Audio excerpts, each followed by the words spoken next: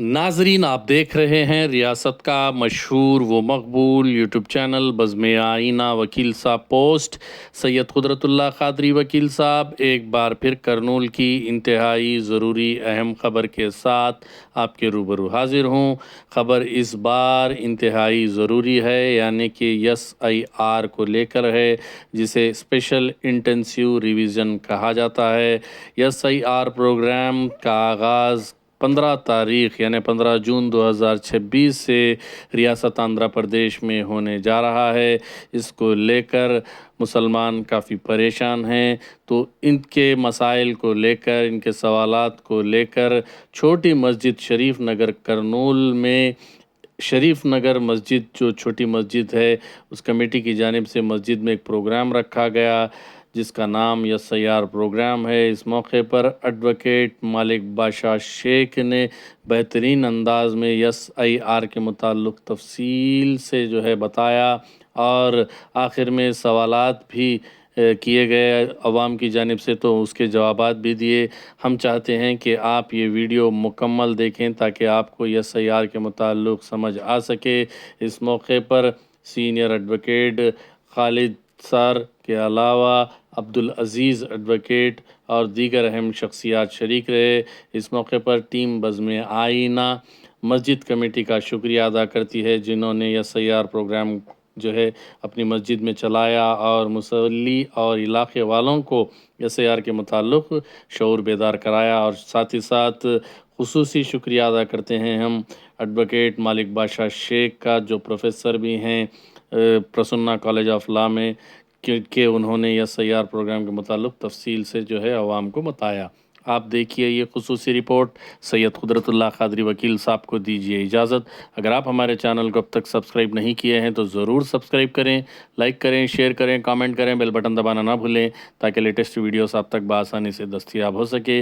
एक और हमारा चैनल है जिसका नाम सियासत के3 है, और हम उसमें जो है प्रोग्राम कॉफ़ी विद के3 भी चलाते हैं कुदरतुल्लाह क़ादरी के नाम से, उसे भी आप सब्सक्राइब करें। ये जो SIR है, इसका फुल फॉर्म है special intensive revision. Special intensive revision यानी जो चीज़ मौजूद है उस चीज़ को फिल्टर करना। आसान बात में आपको बताऊंगा, तो जो चीज़ मौजूद है उसको फिल्टर करना स्पेशल इंटेंसिव रिवीजन SIR को कहते हैं। तो ये SIR हिंदुस्तान में पहली बार नहीं हुआ है। SIR 1951 से लेकर 2002 और 4 के दरमियान में 8 मरतबा हुआ है। 8 मरतबा SIR हिंदुस्तान के अंदर हुआ है। तो इस SIR को करने का मकसद क्या है? क्या मकसद के लिए SIR को सामने लाया गया? SIR करने का मतलब ये है कि SIR के अंदर एक चीज होती है वोटर्स लिस्ट, एक चीज होती है वोटर ID कार्ड, एक चीज होती है पोलिंग बूथ, और एक आदमी होता है BLO। तो वोटर ID और वोटर्स लिस्ट ये चीज क्या है? जब भी हिंदुस्तान के अंदर इलेक्शन होता है तो वोटर्स की लिस्ट बनाई जाती है। हिंदुस्तान में हर जनवरी की 1 तारीख को वोटर्स लिस्ट बनाया जाता है और 31 दिसंबर तक यही वोटर्स लिस्ट चलती है।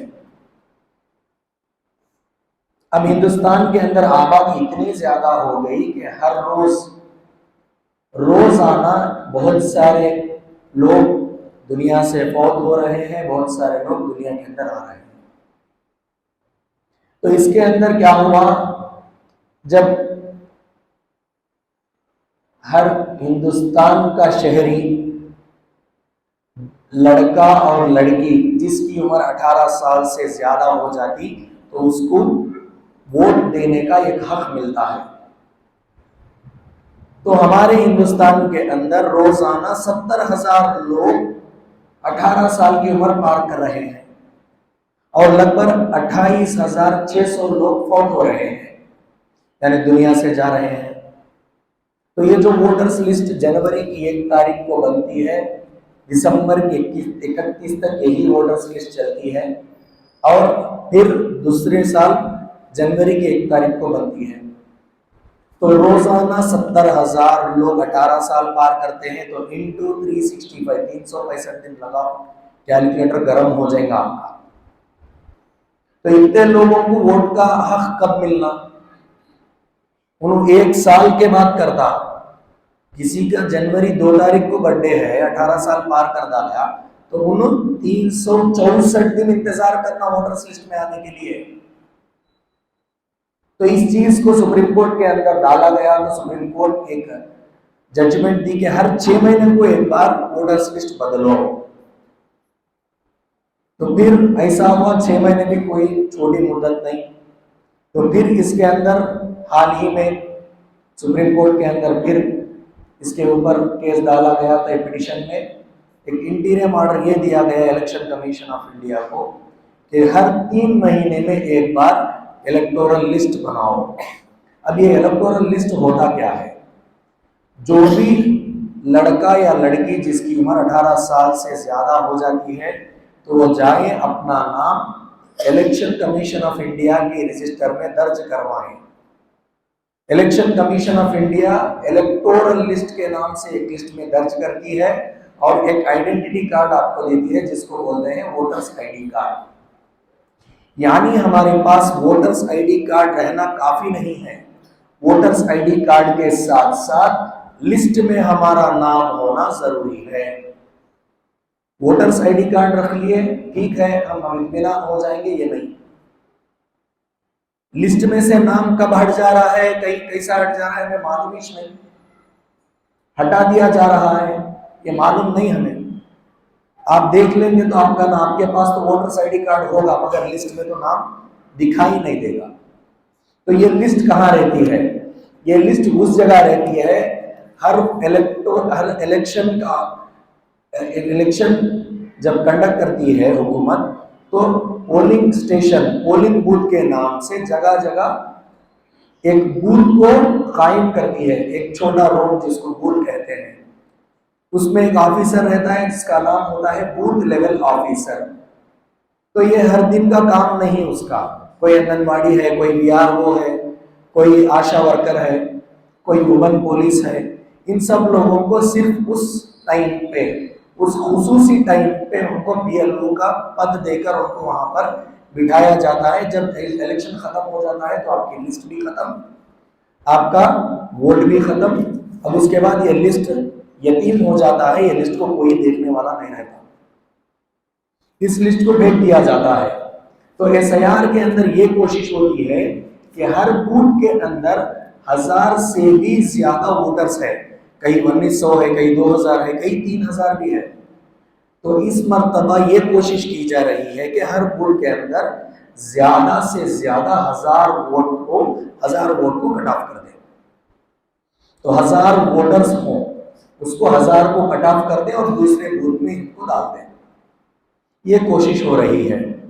तो ये जो लिस्ट उसके पास होती है, तो उसमें अगर आपका नाम होता है तभी वो आपको इजाजत देता है कि आप अंदर जाएं और वोट करें। आप वोटर आईडी कार्ड लेकर वोट देने के लिए जाते हैं, लिस्ट में नाम नहीं है, तो वो बोलेगा कि चलो हटो, आपकी कोई वैल्यू नहीं, कोई वजूद नहीं आपका, हट जाओ यहाँ से, आपका तो वोट है नहीं, आप वोटर है नहीं। तो वोटर को वहां से हटा दिया जाता। तो आपके पास कार्ड होना अहम नहीं, आपका नाम लिस्ट में होना भी अहम है। 50% कार्ड लिस्ट में नाम रहना जरूरी है। अब ये लिस्ट हमारे पास कैसा रहती, कहाँ से मालूमात करना इसको, लिस्ट में हमारा नाम है या नहीं है। तो इस मर्तबा क्या हुआ, 2002 तक जो एसआईआर हुआ है, 1951 से अब तक 2002 तक जो आखिरी बार एसआईआर हुआ है वो 2002 में हुआ है। उसी एसआईआर के तहत 2004 का इलेक्शन में वोटर्स अपना वोट दिए हैं। तो आखिरी बार जब 2002 में वोटर्स लिस्ट का एसआईआर हुआ है, उस टाइम पे बीएलओस, एन्यूमरेटर्स घर के पास आते थे। आपके घर में 18 साल पार किए लोग कितने हैं? 4 हैं, चलो लिख लो नाम, 1 2 3, ठीक है, लिस्ट में डाल दिए, चलो ऐसा हुआ। पिछले 8 मरतबा भी इसी तरह हुआ, कोई एक फोटो दे दिए तो दे दिए, नहीं दिए तो नहीं दिए, आईडी कार्ड में जिसका फोटो है, जिसका नहीं है नहीं है, ये चल गया। मगर इस मरतबा का SIR मुख्तलिफ है। तो क्यों ज़रूरी है SIR हमारे लिए? हमारे लिए SIR हमारे लिए नहीं बल्कि तमाम लोगों के लिए, हुकूमत के लिए SIR करना ज़रूरी है। क्योंकि अब देखो, जैसा मेरा ही एग्जाम्पल ले लूँगा मैं, जब तक मैं यहाँ था, आपका जो कॉन्स्टिट्यूएंसी है वो पानियम है असेंबली का, और पार्लियामेंट कॉन्स्टिट्यूएंसी है वो है नंदियाला, है नहीं। अब मैं यहाँ से मुंतकिल होकर NR पेट चला गया, तो NR पेट के अंदर वहाँ पे कर्नूल कॉन्स्टिट्यूएंसी असेंबली का है और कर्नूल कॉन्स्टिट्यूएंसी पार्लियामेंट का है। तो फिर मैं वहाँ पर चला गया, तो मैं यहाँ से मुंतकिल हो गया। अब मुझे कोई अगर मेरे घर में मालूमात करेगा तो मैं क्या, फला मालिक बादशाह कहाँ है, पता नहीं कहाँ है, इर्द गिर्द वाले आजू बाजू वाले क्या बोलेंगे, पता नहीं कहाँ है। अब मैं जाने के टाइम पे तो मेरा एड्रेस वहाँ पे छपा के तो नहीं जाता ना, पोस्टर वगैरह तो लगा के नहीं जाता ना, मुंतकिल होकर चले गए दूसरे कॉन्स्टिट्यूएंसी में, तो आप वहाँ जाके आप हमारा वोट वहाँ पर कर लेंगे। तो ये फ्रीक्वेंट माइग्रेशन बोलते हैं जिसको, एक जगह से दूसरी जगह। ज़ाती मकान के लोग कितने हैं? 35% है इंडिया में, बाकी के 65% तो किराएदार है। तो किराएदार का हर बार एक जगह से दूसरी जगह मुंतकिल होना आम बात है। तो इसलिए SIR होने से ये सारे लोग फिल्टर हो जाएंगे। और दूसरी ज़रूरी बात यह है कि जिसकी डेथ हो गई, जो इंतकाल हो गए, उनका नाम हटाया नहीं जा रहा है। जाहिर सी बात है, फिर दूसरी बार भी मैं अपना ही एग्जाम्पल लेता हूँ। हमारे वालिद साहब का इंतकाल हुआ 2011 में, तो मैं अब तक हमारे वालिद साहब का नाम SIR से नहीं हटाया, इलेक्टोरल लिस्ट से नहीं हटाया। ज़रूरत ही क्या है मेरे को? मुझे उतना टाइम है कि मैं जाके लाइन में खड़े होके वहाँ पर हमारे वालिद साहब का इंतकाल हो गया, उनका नाम हटाओ। कौन भी करता? 90% नहीं, 99% नहीं, 100% लोग कोई भी अपने घर में जो इंतकाल हो गए वो वोटर्स लिस्ट में से नहीं निकालते उनका नाम। तो ये लिस्ट क्या हो जाना, बढ़ते जा रहा। तो इस वजह से जो लोग जेन्युइन यहाँ पर हैं, उनके लिए SIR में नाम निकाल कर जो है उनका नाम दर्ज रहना है, जो नहीं है उनका नाम निकाल दिया जाएगा। ये काम करना SIR का काम है, यानी फिल्टर करना। तो ये अहम मकसद है SIR का। तो इसी तरह इस टाइप का SIR जो है वो मुख्तलिफ है। क्यों मुख्तलिफ है? मैं आपको अभी बोला 2002 और 4 के अंदर जब SIR हुआ था तो घर पर आते थे, दस्तक देते थे, कितने लोग हैं उनका नाम बोलो, 18 साल कितने लोग पार हुए, उनका नाम क्या है, जो नाम बोल दिया, उनको जो जुबान समझ में आ गई नाम डाल दिए। कहीं किसी का नाम नासिर है, निसार डाल दिए, खादर है, खदीर डाल दिए, ख्वाजा मियाँ है, ख्वाजा हुसैन डाल दिए, जो मर्जी है वो डाल दिए उसके अंदर। तो इस मर्तबा का जो SIR होने वाला है वो SIR थोड़ा मुख्तलिफ है, मैं आपको समझा दूँ। तो 2002 के SIR में जब आखिरी बार SIR हुआ तो उस टाइम पे खाली आए, इंफॉर्मेशन लिए, कर दिए। पिछले SIR में तुम्हारा नाम है या नहीं है ये कभी भी नहीं पूछा गया। 8 मरतबा जब हिंदुस्तान में 8 मरतबा SIR हुआ तो पिछले SIR में तुम्हारा नाम है, लाओ दिखाओ, ये नहीं पूछा गया। तो इस मरतबा के SIR में, पिछली मरतबा के SIR में तुम्हारा या तुम्हारे कोई वालिद या वालिदा का या फिर कोई तुम्हारे चिचा, फूफा, खालू, नाना, किसी का तो भी एक नाम है, तो लाओ उससे लिंकअप करके आपको यहाँ पर इस मरतबा SIR में आपका नाम डालेंगे।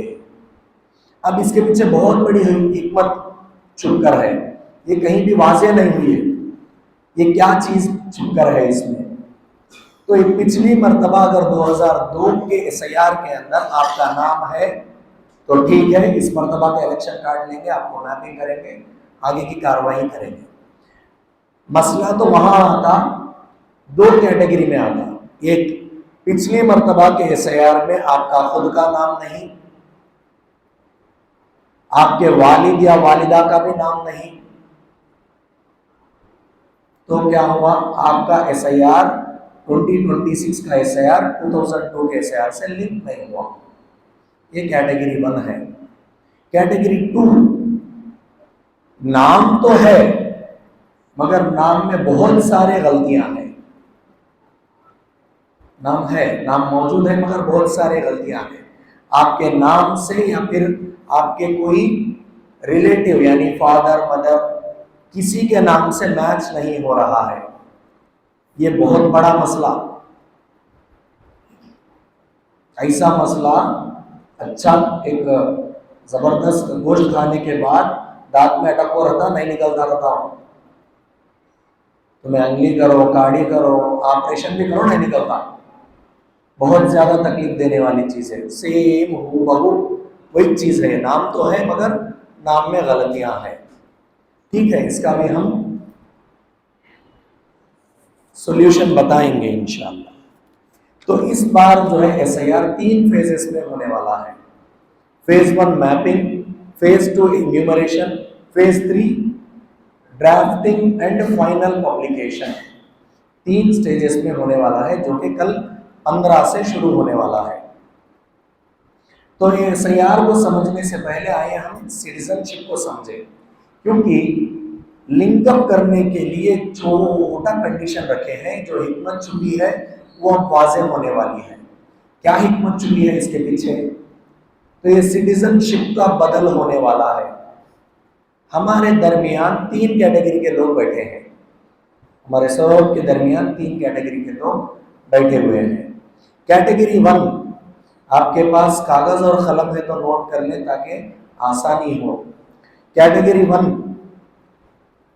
1 जुलाई 1980 पर 7 से पहले जो पैदा हुए वो लोग कैटेगरी 1 में आएंगे।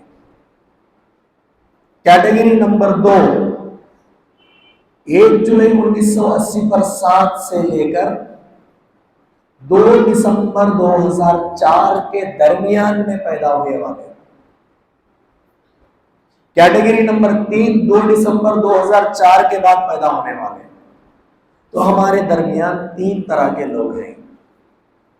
अब हम SIR की लिस्ट में 2026 में हमारा नाम आ गया, अल्हम्दुलिल्लाह। मगर कौन सी कैटेगरी में आया? दूसरी कैटेगरी में, यानी 1 जुलाई 1980 पर 7 से लेकर 2 दिसंबर 2004 के दरमियान में पैदा होने वाले। मुफ्ती साहब जरा 1 मिनट माजरत चाहता हूं मैं, क्योंकि ये चीज को समझने पहले, फिर आपको एन्यूमरेशन दिया जाएगा। अच्छा तो खामोशी से दे डालो, ताकि ये जरूरी है। ये बहुत दूर चलने वाली चीज है। ये डेटों को बहुत याद रखना, क्योंकि जब CAA आया तो यही डेटा मांगा गया। जब NPR आया, NRC आया, अब SIR आया है। शक्ल अलग है, नाम अलग है, शक्ल तो वही है।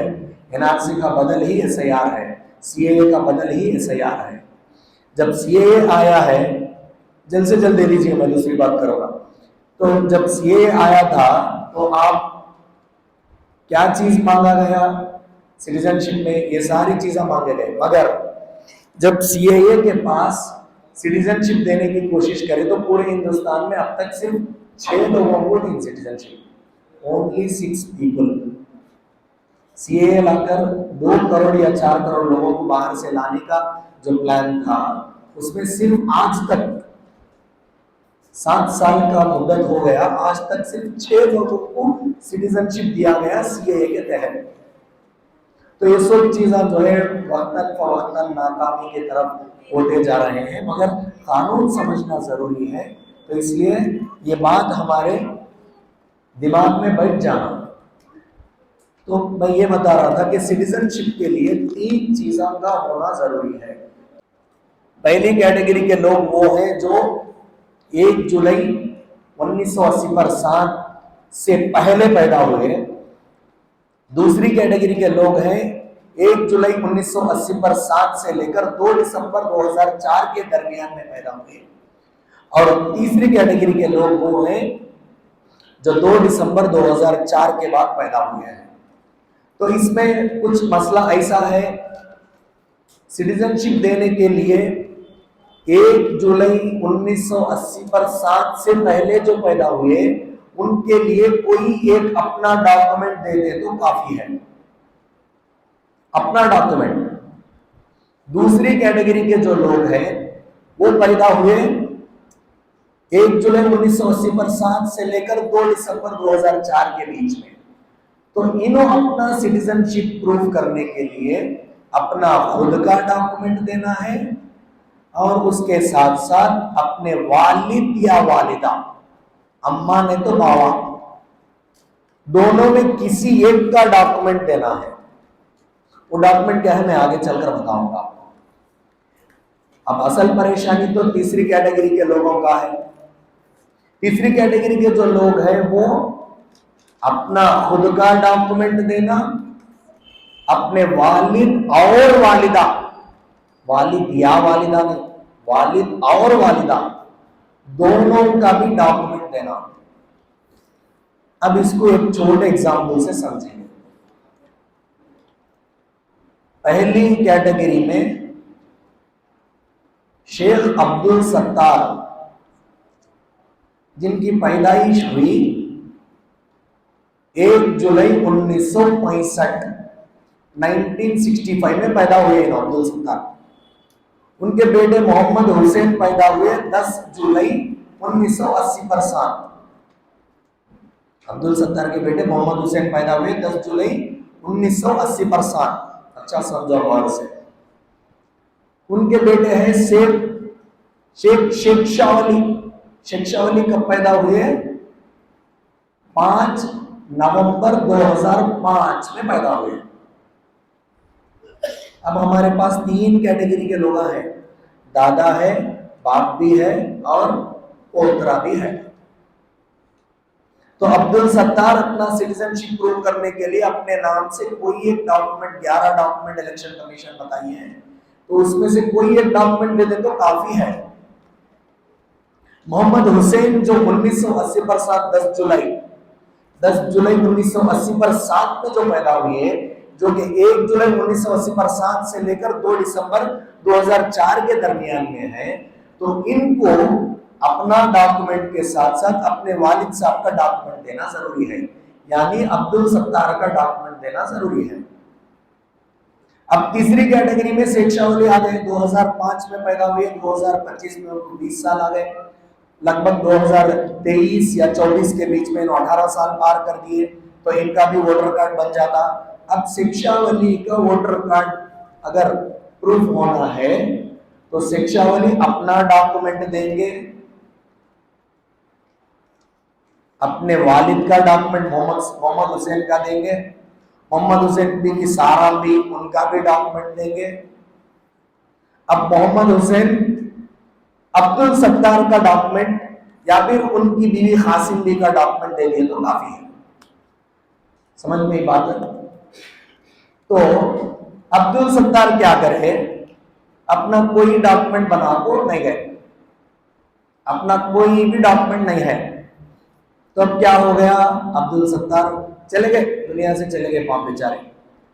तो अब्दुल सत्तार की सिटीजनशिप तो प्रूफ नहीं हुई, मोहम्मद हुसैन की सिटीजनशिप क्वेश्चन में पड़ गई, मोहम्मद हुसैन के साथ साथ बेटा शेख शाह अली की भी सिटीजनशिप क्वेश्चन में आ गई।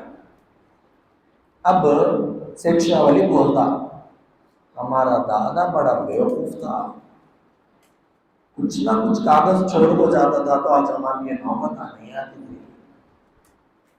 गया तो गया, ऐसा गया हमारे मुसब को डुबो को गया। ये चीज हमारे ख्यालों में आती, हर बार आती। हमारे बाप दादा के पास बहुत प्रॉपर्टी थी, कहते हर कोई बोलता है बात, मना नहीं कर सकते हो कोई भी। हमारे बाप दादा फला फला थे, क्या तुम जरा रखे तो रखोगे तो अच्छा था कागज। मैं पिछले दिन मुजफ्फरनगर की एक मस्जिद में गया, NRC CA के टाइम को, तो उस टाइम पे क्या हुआ, एक जना जिनका नाम है अब्दुल खादर, क्या करी, अब्दुल खादर उनकी वालिदा का डेथ सर्टिफिकेट 2012 में जिसकी डेथ हुई थी, क्या करी, डेथ सर्टिफिकेट घर बदलते सो टाइम पर एग्जाम को गुड़ में फेंक डाली कर कहीं को फेंकी नहीं तो मान चली गई, क्या करो सर्टिफिकेट रख ले। अब ये चीज आने के बाद आपको बोल रही, सर क्या तो भी करो सर, कितने भी पैसे हो जाने सर्टिफिकेट का तो बनती गया। कांत भी है तो जरा देखो क्या तो भी गुंजाइश है क्या। मैं बोला क्या तो टैक्स मांग रही थी तुम्हारी सर्टिफिकेट, क्या तो किराया मांग रही थी फाइल में, क्या तो जगह दो बोल रही थी, नहीं ना। कोई कागज है जो अपने साथ अगर रखते थे तो आज वो नौबत नहीं आती थी। तो हमारे नस्ल, हमारे बच्चे, उनके बच्चे, हमारा दादा ये काम नहीं कर को गया बोल तो नहीं बोलना, बोल तो हमें अब जानना, हमें कागज तैयार कर को जाएंगे तो मुल्क के हालत हर मर्तबा संगीन होते जा रहे हैं। इस वजह से हमारे हमारे नस्ल हमारे को नहीं कोसना, बोले तो हमें ये कागजा बना को रख को जाना, हमको क्या जरूरत है ये चीजा हमारे को क्या है। कल एक मस्जिद में गया था मैं, तो एक बेचारे जा रहे, जाते आते बोलते जाए हो गया मेरे क्या है 80 साल है वो, मैं मौत के इंतजार में हूँ, देखो कबादी की जब जाना है मेरे को क्या जरूरत है, सो ऐसा यार हो या ना सी हमारा क्या जरूरत है बोले तो हुए जा रहे। ये लोग पहले रहती लाइफ में जाको देखे तो हमारे नस्ल हमारे को नहीं कोसना, बोले तो आज हम कागज पुख्ता बना ले तो जाना। तो ये सारी चीजों को जो है अब हमें समझना, बोले तो सिटीजनशिप क्या है समझ में आना। अब मोहम्मद हुसैन शिक्षा वाले तो गए काम से, तो ये सिटीजनशिप मांगा जा रहा है जिसका नाम SIR 2002 से लिंक नहीं हो रहा। तो हम इसकी तैयारी क्या करना, पहले हमारे वोटर्स लिस्ट के अंदर हमारा नाम है या नहीं है ये चीज मालूम कर लेना जरूरी है। घर में के पुराने वोटर कार्ड्स देखो, अब के प्रेजेंट के वोटर कार्ड्स देखो, 2024 के अंदर जो वोट दिए हैं उस जगह पे जाओ जहां पर आप वोट डाले हैं, वो आपका पोलिंग बूथ है, उस जगह पे जाओ, वहां पे आपका BLO रहेगा, बूथ लेवल ऑफिसर। अगर ये भी आपको नहीं मालूम हो रहा है तो और भी आसान कर दूं मैं आपके लिए, ECINET एक वेबसाइट है, ECINET वेबसाइट या ऐप है मोबाइल का। इस ऐप में आप जाकर आप अपना NKD नंबर जिसको बोलते हैं इलेक्शन का, वो अगर डाल देंगे तो आपको नीचे know your BLO, know your ERO का एक ऑप्शन आएगा कि आपका BLO कौन है, उसका नाम भी आएगा और उसका फोन नंबर भी आएगा। आप उनसे फोन से राब्ता करें, फिर आप अपना मैपिंग पहले करवाएं। मैपिंग यानी 2002 के SIR से आपके प्रेजेंट इलेक्टोरल लिस्ट में नाम को लिंकअप कराने को मैपिंग कहते हैं। ये चीज को आप करवाएं। 2002 में आपके बाप का नाम नहीं, माँ का नाम नहीं, पापा का नाम, चीचा का नाम, खाला का नाम, खाल का किसका भी नाम नहीं, घबराने की बात नहीं, घबराने की बात नहीं, इसके लिए भी सोल्यूशन है। नाम है मगर गलत है, अब्दुल सत्तार अपना नाम ये सत्तार डाले हैं, हर जगह शेख अब्दुल सत्तार लिखे हैं, कोई बात नहीं, हो जाएगा। मोहम्मद हुसैन हर जगह MD हुसैन डाले हैं, कोई बात नहीं, ठीक है। MOHD हुसैन डाले हैं, ठीक है। पूरा नाम डाले हैं मोहम्मद हुसैन, ठीक है, कोई हर्ज नहीं, कोई बात नहीं, घबराने की बात ही नहीं, इसका भी सॉल्यूशन है, आगे चलो मैं बताऊंगा। तो जब 2002 के SIR में आपके वालिद या वालिदा का नाम मिलता है तो आपको करना यह है, आपके वोटर ID के कार्ड के पीछे पार्ट नंबर और सीरियल नंबर लिखा जाएगा। Part number 92/256, serial number, voter ID card आपके पास है तो निकाल कर देख लें, उसके पीछे पार्ट नंबर और सीरियल नंबर लिखाया जाएगा। तो आपको सीधा वही एड्रेस को लेकर जाता वोटर्स लिस्ट में, आपका वोटर्स लिस्ट का पार्ट नंबर होगा और उसमें सीरियल नंबर होगा, ये आपके वोटर्स लिस्ट में आपका नाम दर्ज है पहचानने के लिए एक एड्रेस है, वो केयर ऑफ एड्रेस। आप सीधा जाएंगे वहां पर, सीधा जाने के बाद आपका नाम दिखता है, सीरियल नंबर 969, पार्ट नंबर 179, चलो आगे तो देख लो, नाम मोहम्मद हुसैन का रहता। अब नाम आप देख लिए, उसमें उस लिस्ट में जो नाम और नंबर है वो उनको दे देना, मैप हो जाता। अगर नहीं हुआ, आप अपना वोटर ID कार्ड 2026 का लेकर गए, 2002 के इसमें किसी का नाम नहीं मिला, किसका चिच्चा का, फूफा का, खालू का, नाना का, किसका भी नाम नहीं मिला, तो आप अपना नाम मैपिंग लिस्ट में मैप करवा के आए कि भाई 2002 में हमारा नाम नहीं मिल रहा है, हमारा मैपिंग कर लो। ये हो जाता मैपिंग स्टेज। ये पहला फेज हो गया। अब दूसरा फेज आएगा एन्यूमरेशन। हिंदुस्तान के अंदर दो तरह की चीजें होते हैं, एक एन्यूमरेशन, दूसरा एप्लीकेशन। एप्लीकेशन यानी खुद चलकर ऑफिसर के पास जाकर देना, इसको अप्लाई यानी एप्लीकेशन कहते हैं। एन्यूमरेशन यानी ऑफिसर खुद चलकर अपने घर को आना, इसको एप्लीकेशन कहते हैं, यानी application type, sorry enumeration type, यानी वो एन्यूमरेटर आपके घर को आएगा और एन्यूमरेट करके जाएगा। तो जब आपका मैपिंग हो जाएगा तो एन्यूमरेटर आपके पास ये फॉर्म लेकर आएगा जो कि आपके हाथ में है। जिस किसी का भी मैपिंग नहीं हुआ तो आजकल में आप अपने बीएलओ को कांटेक्ट करके मैपिंग करवा लें। मैपिंग का फेज तो बहुत इजी है, वो हो जाता। 15 तारीख से जो आने वाले हैं एन्यूमरेटर्स आपके घर को, ये फॉर्म सब आप अपने फॉर्म की तरफ जरा निगाह डालें तो मैं आपको बताऊंगा कि ये फॉर्म आपके पास है, एक बार देख लें। इस फॉर्म के अंदर पहले होगा आपका इलेक्टर्स नाम, यानी वोटर का नाम, यानी आपका नाम। फिर उसके बाद में रहेगा आपका सीरियल नंबर, वोटर्स लिस्ट में आपका सीरियल नंबर और पार्ट नंबर, आपका असेंबली कॉन्स्टिट्यूएंसी और आपका पार्लियामेंट कॉन्स्टिट्यूएंसी उसमें रहेगा। उसके बाद आएगा क्यूआर कोड, क्यूआर कोड भी इसके अंदर डाला जाएगा। और उसके बाद आपकी पुरानी वोटर आईडी की जो फोटो है वो फोटो यहाँ पर प्रिंट होके आएगी और ये आखिरी जो कॉलम है ये कॉलम खाली रहेगा। इसमें आप अपनी फोटो लगाने के लिए वो बोलेगा, वो आपको, आप अपने फोटो के साथ घर में रहना जरूरी है जिस दिन वो आएगा। तो ये एन्यूमरेटर आपको बीएलओ की शक्ल में आएगा। वो 3 मरतबा आपके दरवाजे पे दस्तक देगा। पहली मरतबा जब आया तो हमें चिचा के बेटे के निकाह में चले गए, कोई बात नहीं। दूसरी मरतबा आया तो वलीमा में गए, कोई बात नहीं। तीसरी मरतबा आ गया, शुक्राने में चले गए, कोई बात नहीं। चौथी मरतबा तुम खुद चल के जाओ उसके पास, फोन करो, खुद चल के जाओ कि आप हमारे घर पे आए थे, हम उस टाइम पे मौजूद नहीं थे। तो उनको ऐसा नहीं कि कोई घर भिखमंगों को घर को आते देखो, वो हिसाब से हकालना नहीं उनको। उसको गुस्सा आ गया, क्या तो भी हो गया, तो तुम्हारा नाम उसमें से हटा देता हूँ मैं, उसको तमाम पावर से हटाने के लिए। मैं इंक्वायरी को गया था, मैं इंक्वायरी में नहीं मिला और ये बोलकर लिख दिया, तो फिर इसको लेने के वास्ते आप कलेक्टर के ऑफिस के चक्कर लगाना पड़ेगा, जो कि इलेक्शन ऑफिसर होगा। और इस टाइम पे नहीं, जब इलेक्शन होगा उस टाइम पे होगा। बहुत बड़ी मशक्कत उठाना पड़ेगा। नस्लों की बातें हमारे को सवाब जारिया भेजना, हमारे बच्चे, उनके बच्चे, उल्टा हमारे ऊपर नीचे बातें नहीं करना। तो ये करना पड़े तो हमें बीएलओ से, एन्यूमरेटर से मुलाकात करना, बात करना। और जब 3 मरतबा आपको आपके घर को आपको दस्तक देता तो उस 3 मरतबा भी आप उसके साथ अवेलेबल रहना और अवेलेबल रह के जो है उसको ये सारी चीजों को देखना। ये पूरे प्रिंट होके आएंगे, आप प्रिंट होने के बाद सही है या गलत है आप देख लेना जरूरी है।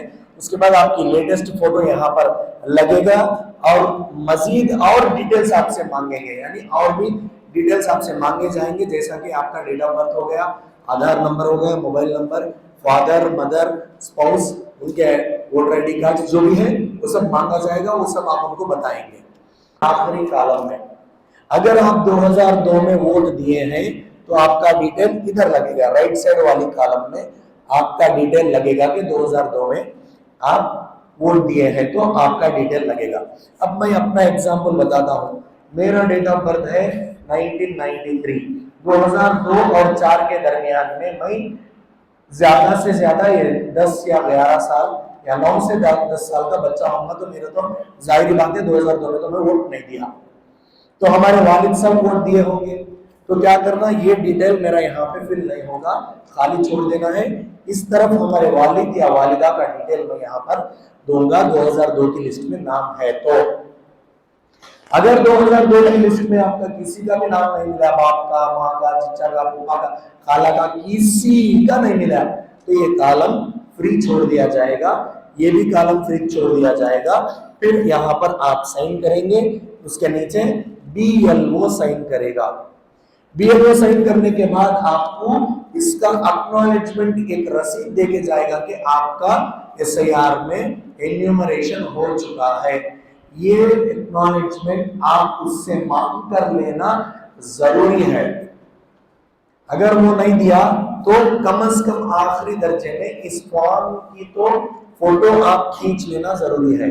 जब फोटो आप खींचेंगे वो ऑब्जेक्शन करने को नहीं है, मगर बड़ी सख्ती से ये बात की तंबीह की गई है कि हर बीएलओ एक एक्नॉलेजमेंट का पेपर देकर जाए।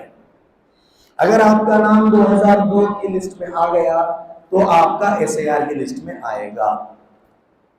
अब यहाँ पे दो कैटेगरी है, 2002 की लिस्ट में जिसका नाम आया उनका इधर होगा, जिसके रिलेटिव का नाम आया उसका डिटेल इधर फिल होगा। फिर ये फॉर्म बीएलओ देने के बाद बीएलओ अपने साथ लेकर जाएगा, फिर वो इलेक्टोरल की लिस्ट में आपका नाम दर्ज कर देगा। ये क्यूआर के स्कैन कर लेगा, फोटो नहीं डालेगा, फिर ड्राफ्ट लिस्ट एक टेस्ट करेगा जो कि आपको तारीख दी जाएगी। तो उसमें तारीखों में कुछ गड़बड़ हो रहा है तो एक तारीख दी जाएगी, आप में ड्राफ्ट लिस्ट जिसको बोलते हैं, यानी नाम मुकम्मल लिस्ट, फाइनल लिस्ट नहीं है ये। तो ड्राफ्ट लिस्ट में आपका नाम आ गया तो ठीक है, नहीं आया कोई हर्ज नहीं। अब ये दो चीजों के अंदर जिसका डिटेल नहीं फिल होता, जाहिर सी बात है इनका नाम ड्राफ्ट लिस्ट में नहीं आता। कहीं को नहीं आता क्योंकि आपको यहां पर लिंक नहीं किया गया 2002 की एसआईआर से। अब लिंक नहीं होने की सूरत में क्या होता, आपका नाम इलेक्टोरल लिस्ट से हटाया जाएगा, यानी 2026 की लिस्ट में तो नाम है मगर एसआईआर में आपका नाम नहीं आया, हट जाएगा। तो अब यहां पर आती सिटीजनशिप की क्वेश्चन। अब इसमें मोहम्मद हुसैन का नाम हट गया तो मोहम्मद हुसैन अपना डॉक्यूमेंट देगा क्योंकि कैटेगरी 2 में है, अपने बाप अब्दुल सत्तार का कोई एक डॉक्यूमेंट देगा, 11 डॉक्यूमेंट में से मैं बताता हूँ क्या डॉक्यूमेंट आ रहे हो, तो कोई एक डॉक्यूमेंट देगा उसमें। फिर शिक्षावली की बारी आएगी तो शिक्षावली जाएगा, अपना डॉक्यूमेंट देगा, अपने वालिद और वालिदा का दोनों का डॉक्यूमेंट देगा, फिर जब जाके उसका नाम लिस्ट में ऐड होगा जो कि फाइनल लिस्ट जो तैयार होती है। मगर हमें मालूम होना चाहिए कि ड्राफ्ट लिस्ट में नाम हमारा आया क्या नहीं आया। ड्राफ्ट लिस्ट में जिस किसी का नाम नहीं आया, एन्यूमरेशन फॉर्म जो दिए हैं, इस फॉर्म के साथ साथ आपको ड्राफ्ट लिस्ट के बाद एक नोटिस दी जाएगी कि आपने 2026 में तो आपका नाम दर्ज करवाया, एन्यूमरेशन में भी आपका नाम दर्ज करवाया, फिर आप यहाँ के सिटीजन है, ये चीज को प्रूव करने के लिए 11 में से कोई एक डॉक्यूमेंट लाके दो, तभी जाके फाइनल लिस्ट में आपका नाम आएगा। जब जाके हम अपना डॉक्यूमेंट वहां पर पेश करेंगे तो हमारा लिस्ट वोटर्स में आएगा। ये क्यों जरूरी है? जिसका वोट नहीं वो किसी का काम का नहीं, वोट जिसका नहीं उससे कोई हुक्मरान बात नहीं करता, कोई पॉलिटिकल पार्टी उसके तरफ नहीं देखती, उसी से बात नहीं करती। छोटे से छोटे कारपोरेटर इलेक्शन होने के वास्ते भी देखो भैया मुसलमानों के कितने वोटर है ये एरिया में, 500 घर है मगर 100 वोटर है, मारो जी गोली। बीसी के कितने ही, ओबीसी के कितने ही, एससी के कितने ही, एसटी के कितने ही, ये हिसाब से लोग कैलकुलेशन करते हैं। जब हमारा दबदबा होना है तो हम इस चीज को, जमहूरियत में, डेमोक्रेसी में वोटर आईडी की बहुत बड़ी वैल्यू है। ये आर्टिकल 324 और 326 ऑफ इंडियन कॉन्स्टिट्यूशन भी इस चीज को हमें एक पावरफुल वेपन डिक्लेयर किया है, ये एक हथियार है हमारे हाथ में, तो इसको हम सही से इस्तेमाल करेंगे तो ये हमारे भी काम में आता, ताकि हम भी हुक्मरान को बनाने में अपना अहम किरदार बनाने वाले होंगे। हमारी एक वजूहत रहती, हमारी एक दबदबा रहती, हमारे को देखने वाले बनते, भाई उनके पास कितने वोटा है, ये लोग हमारे को काम में आने वाले हैं, तो कोई भी ये करता। तो जब नोटिस आती तो नोटिस के साथ आप जाएंगे, ये 11 डॉक्यूमेंट लेकर जाएंगे, तो आपको जो है 11 डॉक्यूमेंट में कोई एक डॉक्यूमेंट देना है, 100 उठाने को नहीं जाना, पूरा कुप्पा उठा लेगा उसके सामने डाल दिए तो उसमें नाम एक अलग रहता, इसमें नाम अलग रहता। हमारे मुसलमान तबके के अंदर खासकर कर्नूल में दो डॉक्यूमेंटा में सेम नाम है, सो मैं सिर्फ 3-4% लोगों को देखा हूं, 3-10% से भी कम लोग, या तो स्पेलिंग गलत रहता, जो मर्जी आप बता दी। तो 11 डॉक्यूमेंट क्या है, तो है कि any document, any identity card, pension order और regular employee, pension card, state government, central government और पीएसयू, कोई पेंशनर है तो उनका पेंशन कार्ड आज की तारीख का भी क्यों ना हो, 1980 बरसात के पहले का होने का जरूरी नहीं है, आज की तारीख का भी क्यों ना हो, वो चल जाएगा ये डॉक्यूमेंट। और ये डॉक्यूमेंट उन लोगों के लिए है जिनका 1980 बरसात से पहले के लोगों के वास्ते कोई भी एक गवर्नमेंट आइडेंटिटी कार्ड, सर्टिफिकेट यानी 10th इंटर कोई भी सर्टिफिकेट, डॉक्यूमेंट, एसएसएलसी, पीएसयू, वो जब लिखे थे ना वो टाइम पे, वो वाले सर्टिफिकेट, तो कोई गवर्नमेंट ऑफ इंडिया या फिर लोकल गवर्नमेंट या फिर पोस्ट ऑफिस, बैंक, एलआईसी या फिर कोई पीएसयू, पब्लिक सेक्टर अंडरटेकिंग, जैसा कि ये पब्लिक कंपनीज रहती, वो कंपनीज का दिया हुआ आइडेंटिटी कार्ड भी चलेगा। कब की तारीख रहना, 1 जुलाई 1980 बरसात के पहले की है तो चल जाएगा। या फिर बर्थ सर्टिफिकेट, जाहिर सी बात है बर्थ सर्टिफिकेट तो हर किसी के पास नहीं रहता, मगर जिसका बर्थ सर्टिफिकेट है वो चल गया। पासपोर्ट, पासपोर्ट एक ताकतवर डॉक्यूमेंट है हिंदुस्तान के सरहद के अंदर, खैर हिंदुस्तान के बाहर भी तो उसकी वैल्यू नहीं हो, अलग बात है, मगर यहाँ पर हिंदुस्तान के अंदर पासपोर्ट जो है वो बहुत वैल्यूएबल और ताकतवर डॉक्यूमेंट है, तो हर कोई अपना पासपोर्ट बनाए। और उसके साथ साथ मेट्रिकुलेशन, इंटरमीडिएट, कोई यूनिवर्सिटी की कोई सर्टिफिकेट जो पढ़े लिखे हैं वो भी चल जाएगा। परमानेंट रेसिडेंस सर्टिफिकेट, ये चीज तेलंगाना के अंदर है मगर हमारे पास नहीं है, हमारे पास कास्ट सर्टिफिकेट, इनकम सर्टिफिकेट, पुरानी भी हो नई भी हो बना के रख लें, वो भी चल जाएगा। या फिर ओबीसी, एससी, एसटी, बीसीई या फिर कोई ऐसी सर्टिफिकेट जो तुम्हारे को एमआरओ के जरिए से इश्यू की गई हो, या फिर कोई एक ऐसा एनआरसी की रजिस्टर, हमारे पास तो एनआरसी हुआ नहीं तो ये असम वालों के लिए है, सिर्फ असम वालों के लिए। या फिर फैमिली रजिस्टर, फैमिली रजिस्टर यानी जिसके घर में बड़े बुजुर्ग इंतकाल हो गए उनका डेथ और फैमिली मेंबर सर्टिफिकेट बनाना जरूरी है, उनकी डेथ और फैमिली मेंबर सर्टिफिकेट भी चलेगी।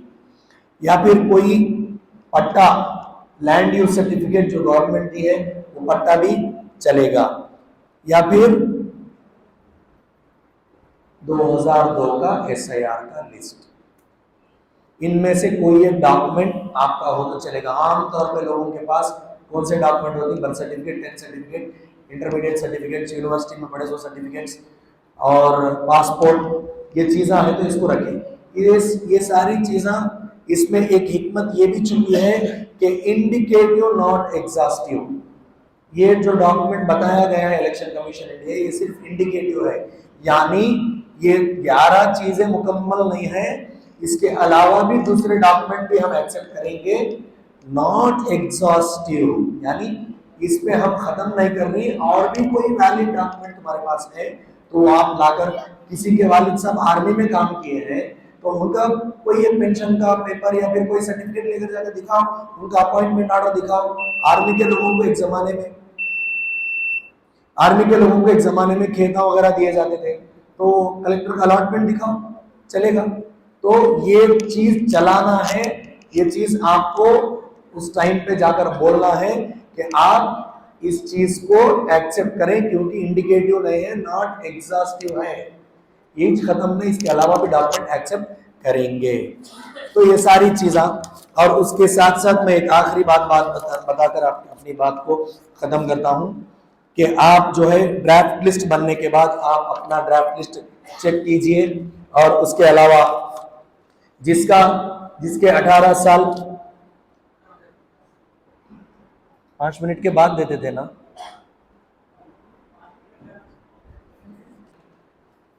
क्योंकि एक ताकतवर डॉक्यूमेंट है, और जिसके 2 नाम हैं, एक हजरत आए थे उनका नाम है पानियम अब्दुल खदीर, कर्नूल को आने के बाद उनका नाम बदला गया शेख अब्दुल खदीर।